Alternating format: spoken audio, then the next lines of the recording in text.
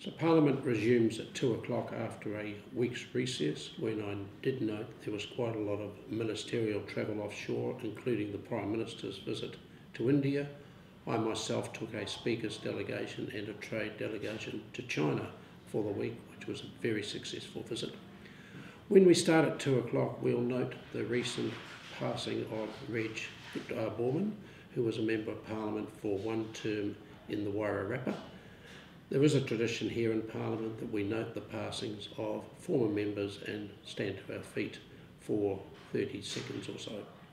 We then move to the legislation. The first piece of legislation is the Health Practitioners Replacement of Statutory References to Medical Practitioners Bill. This will be a third reading, so after this it passes to law. And what the legislation is doing is taking away some of the jobs that currently only a doctor can do and allowing other medical practitioners, for instance registered nurses, to do. And listening to the debate recently, one example of this is the signing of a death certificate. At the moment, the law says it must be done by a doctor. This legislation will allow it to be done by other suitably qualified people.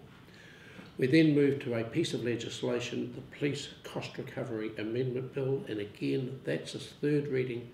This will allow the police to charge for some of those services when there is definitely a private benefit accruing from the fact that the police are there.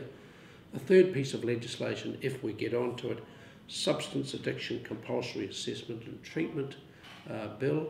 This allows authorities to insist that some people who have incapacity problems with mental illness, etc., undertake compulsory assessment and treatment for mental health and addiction.